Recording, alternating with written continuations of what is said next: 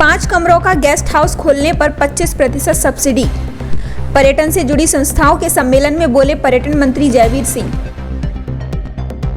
उत्तर प्रदेश में eco tourism को बढ़ावा देने के लिए 1000 पर्यटन गांव चिन्हित किए गए हैं। इनमें 5 कमरों का गेस्ट हाउस खोलने पर 25% सब्सिडी मिलेगी।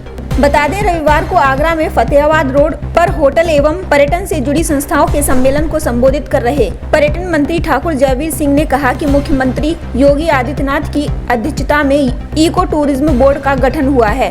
आगरा के बाह बटेश्वर से लेकर रापड़ी के बीहड़ों में इको टूरिज्म सर्किट विकसित होगा। उन्होंने बताया कि इसके लिए सरकार 100 करोड़ रुपए खर्च करने जा रही है। इको टूरिज्म के लिए परिवहन, सिंचाई सहित 9 विभाग मिलकर काम करेंगे। साथ ही उन्होंने बताया कि अनुसूचित जाति व महिलाओं को 5 कमरों का गेस्ट हाउस खोलने पर 30% और अन्य को 25% सब्सिडी पर्यटन गाँव में चारपाई पर्यटकों को रिझाएगी। साथ ही उन्होंने बताया कि 15 सितंबर से किलों में लाइट एंड साउंड शो शुरू हो सकता है। साथ ही पर्यटन मंत्री ने कहा कि पर्यटकों के रात्रि प्रवास के लिए इस योजना को मूर्त रूप दिया जा रहा है। इसी दौरान और क्या कुछ कहते नजर आए पर्यटन एवं संस्कृति मंत्री, आइए देखिए इस रिपोर्ट के जरिए। वो लंबी लिस्ट है। आपको बोल रहे हैं तो ये लंबी लिस्ट बहुत है, लेकिन मुख्य ये है कि आपके लाइट एंड साउंड की जितनी अपेक्षित किला हो, अन्य जो डेस्टिनेशन है, चाहे फतेहपुर सीकरी का किला हो, आगरा किला हो, इन सब के लिए हम लोग लाइट एंड साउंड का इस साल प्रबंध किए हैं। कैलाश मंदिर का किए हैं। शिवाजी म्यूजियम का जो अधूरा था, जो रुका हुआ था, उसको इस साल पूर्णता के साथ लोकार्पण करने का काम करेंगे। कैलाश मंदिर के लिए बहुत बड़ी परियोजना इको टूरिज्म में भी और टूरिज्म में भी, दोनों में हम लोग पैसा आवंटित कर दिए हैं। वो इस साल परियोजना पूरी करेंगे।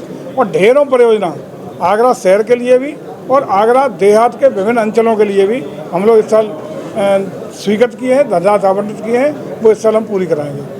अगर होटल कारोबारियों ने जो अपनी समस्याएं गिनाई हैं, दूसरा विशेष उल्लेखनीय ये है कि इससे कनेक्ट आगरा को हम करेंगे बटेश्वर मंदिर के साथ, सौरीपुर जैन तीर्थ स्थल के साथ, और वहाँ आदरणीय स्वर्गीय प्रधानमंत्री, पूर्व प्रधानमंत्री अटल बिहारी वाजपेयी के जन्म स्थल के साथ हम कनेक्ट करेंगे।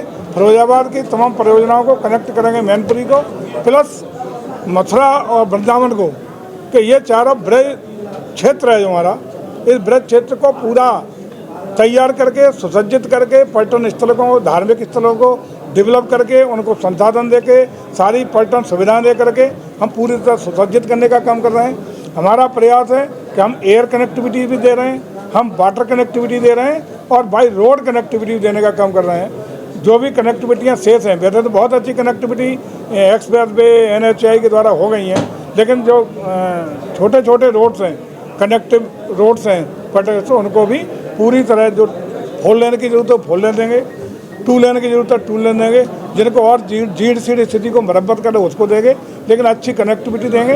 ये हम लोगों का प्रयास है। मंत्री जी, होटलों में नाम पर क्या कुछ है जी, होटलों में जो अग्निशमन की व्यवस्थाएं होनी चाहिए, लखनऊ में घटना हुई, उसके बाद आगरा में भी नोटिस, वो क्यों नहीं पूरे हो पा रहे और क्या इसमें? देखिए, जो हम लोगों की पर्यटन नीति है उसमें होटल सहित सभी जो इससे जुड़े हुए हैं उनको उद्योग का दर्जा देने का काम किया है। उसके लिए एक निर्धारित मानक भी तय है कि ये इस होटलों की स्टार तय हैं, किस स्टार का होटल होगा तो ये इसमें सुविधा चाहिए, इसका होगा। उसको जो भी मानक हैं उसको पूर्णता निश्चित रूप से कराने का दायित्व हमारे होटल व्यवसायियों का है, लेकिन प्रताड़ित नहीं होने दिया जाएगा गलत तरीके से। यह भी हमारी जिम्मेदारी है कि सरकार के अधिकारी किसी भी दशा में किसी भी हमारे व्यवसायी का, किसी भी उद्योगपति का गलत उत्पीड़न न करें, ये हमारी जिम्मेदारी है। होटलों की रजिस्ट्रेशन नहीं है, जब अनैतिक गतिविधियां होती हैं तो पता चलता है कि होटल गलत बना हुआ। मेरा यही कहना है, मानकों को पूरा करना, कानून का पालन करना, नियमों का परिपालन करना, ये भी संबंधित व्यवसायियों की और संगठनों की जिम्मेदारी है, वो भी पूरा करना। एक बड़ी समस्या है ताजमहल को लेकर, दुनिया से पर्यटक आता है। दुर्भाग्य आगरा का कि नाइट्रोजन के नाम पर हमेशा सिर्फ बात होती है, क्या कुछ जो लाइट एंड साउंड का जो मैं बात कर रहा हूँ, लाइट एंड साउंड के लिए ये साल ये 15 सितंबर तक कर रहे हैं ना, 15 सितंबर। अब ये सितंबर तक आज ही डेट की है मैंने। पिछली बार अभी 15 सितंबर में दे के जा रहा हूँ, 15 सितंबर तक आपका पूरा होगा। और ये जो लाइट एंड साउंड वाले कार्यक्रम जो हो रहे हैं, जो तैयारियां हम करा रहे हैं, जो व्यवस्था करा रहे हैं, ये नाइट टूरिज्म के लिए ही है। ताजमहल में जो रात में देखेंगे लोग। एक सबसे बड़ी समस्या है ताजमहल में लखनऊ की, जो विदेशी पर्यटक आते हैं आगरा कैंट से लेकर के ताजमहल के जो सभी गेटों आगरा है, कई बार हम लोगों ने स्थानीय प्रशासन के द्वारा कलेक्टर को कहा है, कमिश्नर को कहा है, छापेमारी कुछ पकड़े भी गए, जेल भी गए, जो यहाँ से रिपोर्ट गई जेल भी भेजे गए। निश्चित रूप से कार्रवाई चलती रहेगी। इसके लिए हम लोगों ने एक व्यवस्था दी है कि हम जो हमारे इसके गाइड हैं उनका सिस्टमेटिक एक हम ट्रेनिंग कोर्स की व्यवस्था कर रहे हैं। उनके लिए डिप्लोमा और अनुभव के आधार प्रमाण पत्र भी देंगे, उसके आधार पर रजिस्टर्ड भी करेंगे और रजिस्टर्ड उनकी साइनेज भी लगवाएंगे, जगह जगह साइनेज की व्यवस्था करेंगे।